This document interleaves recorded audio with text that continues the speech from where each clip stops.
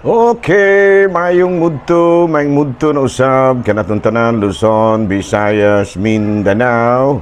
Mayong mudto Philippines, mayong mudto world, mayong mudto universe. Sana na po ta mga higala, dili nga itong tulumanon sa kahanginan, CONA, Catechesis on Air.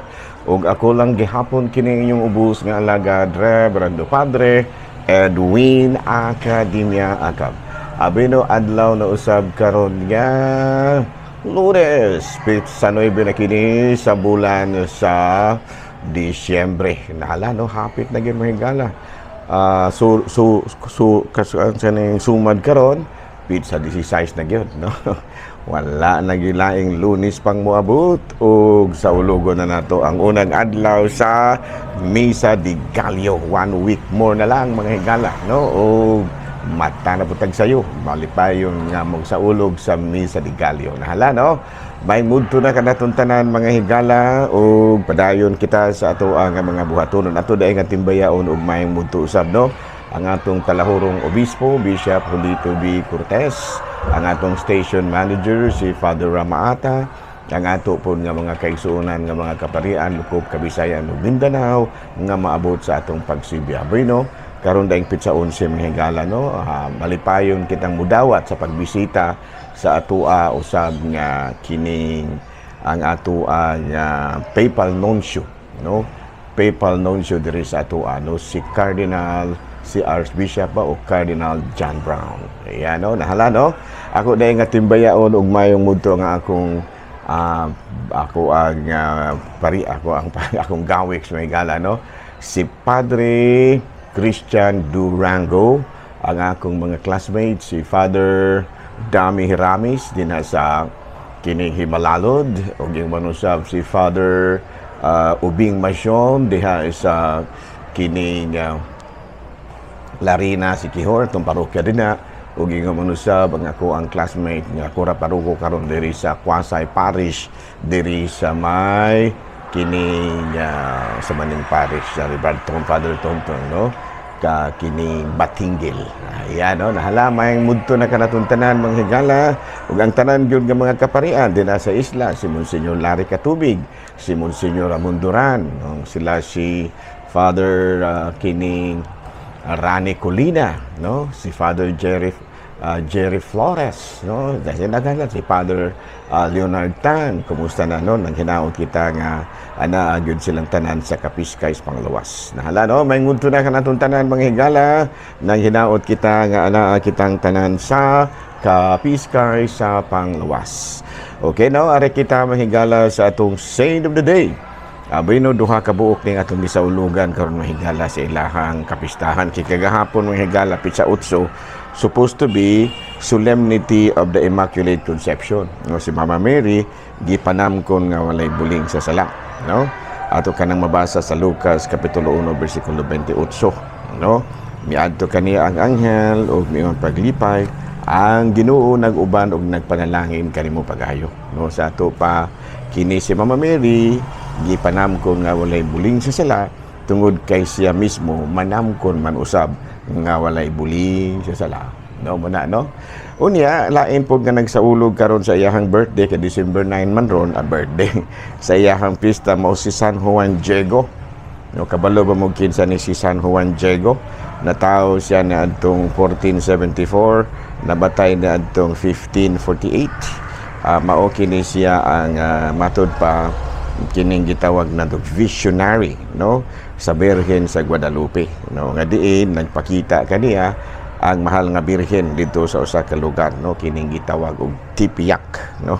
Tipiak, no? Muna nga karon gisaulog usab nato ang piyesta ni San Juan Diego, no? Diego Salvador. Dili, no? Diego, San Juan Diego ra gyud. Nahala, no?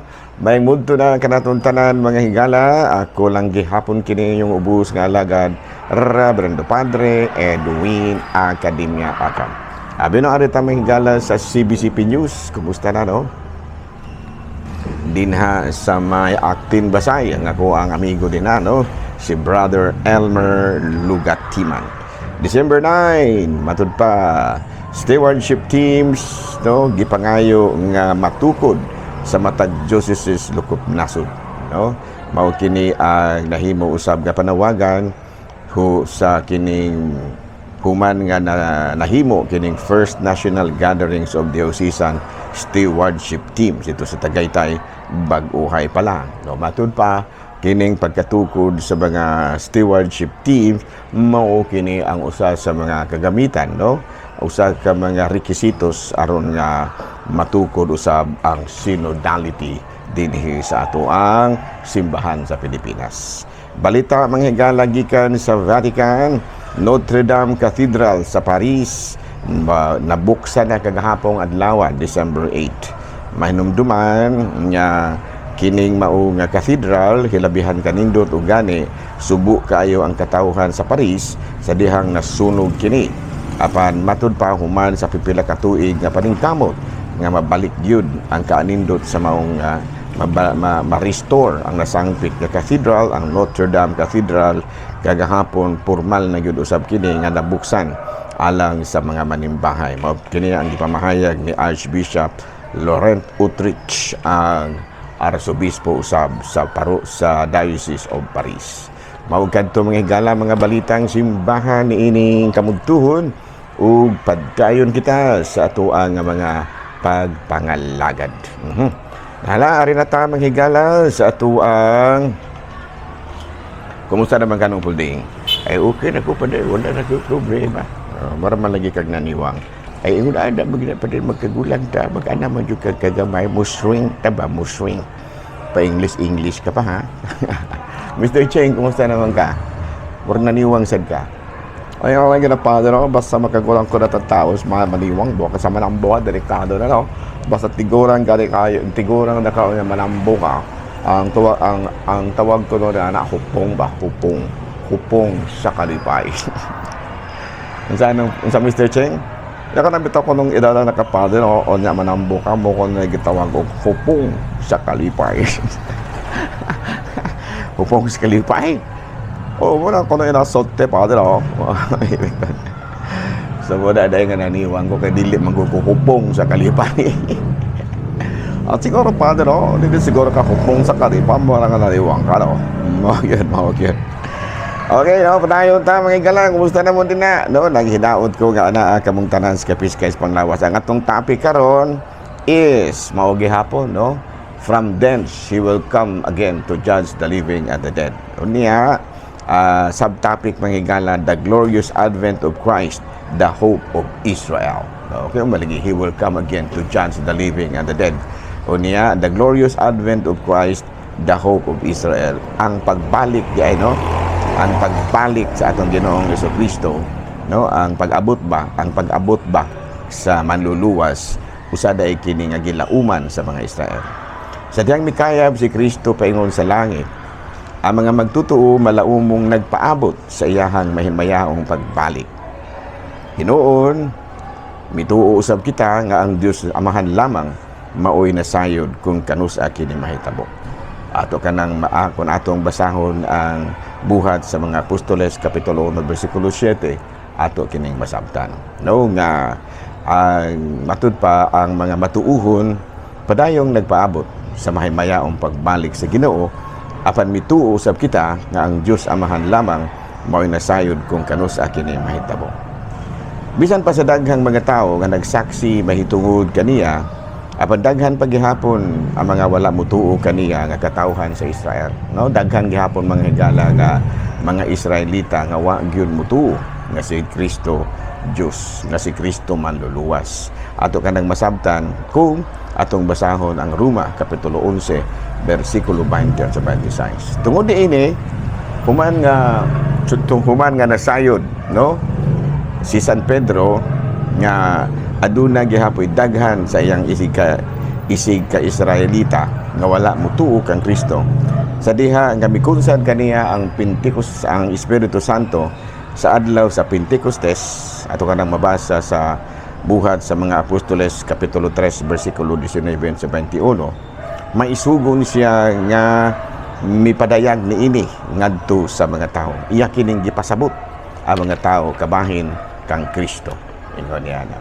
Kalakip na gani si San Pablo, nanudlo usab kabahin niini ang iyang dakong pagtuo sa pagkabanhaw ni Kristo. Sa Roma, Kapitulo 11, versikulo 15.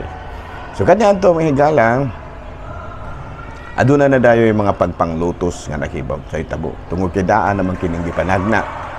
The church trial. No? Sa dili pamubalik si Kristo, adunay bag-ong pagtulunan unya nga mopatimaw nga makalingla sa mga magtutuo. Ug aduna gani nga mubiya sila kang Kristo. No, kining gitawag nato sa in English o mga mga mubiya sila kang Kristo. Mahimo ang dakong pagpanglutos sa mga magtutuo.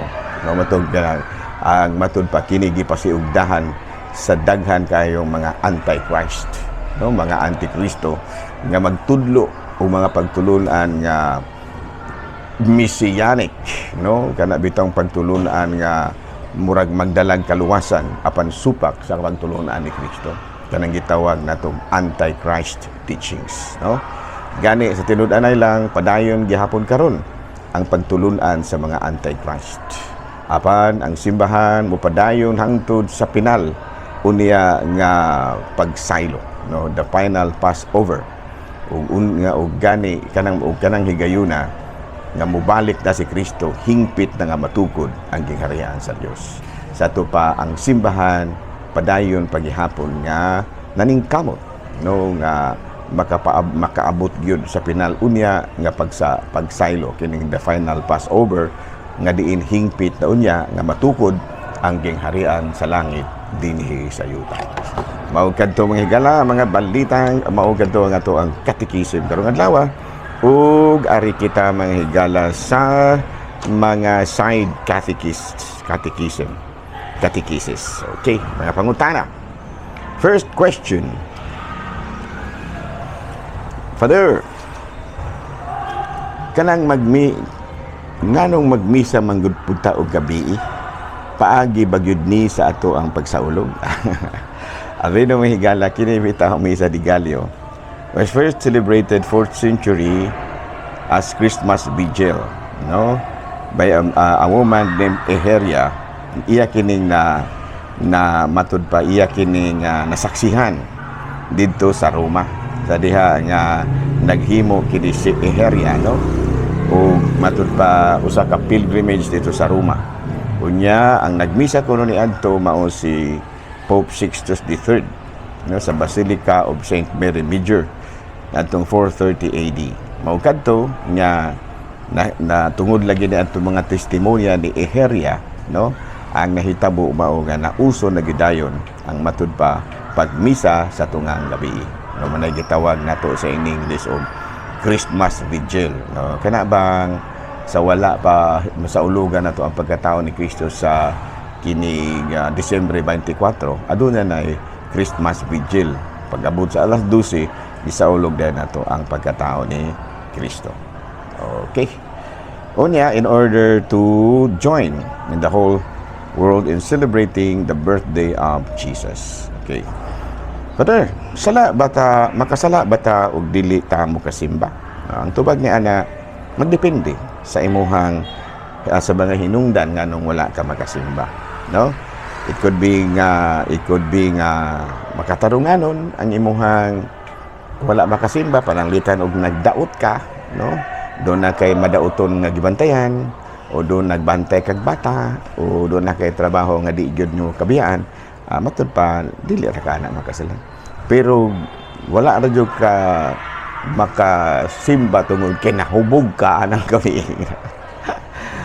Pilintahon pa na pero paminaw kung murag nakasala kay nganong wala man nimo likayi nga maghimo kana ng mga butanga nga mo'y makababag unya kanimo kung unsa nga dili na ka makasimba.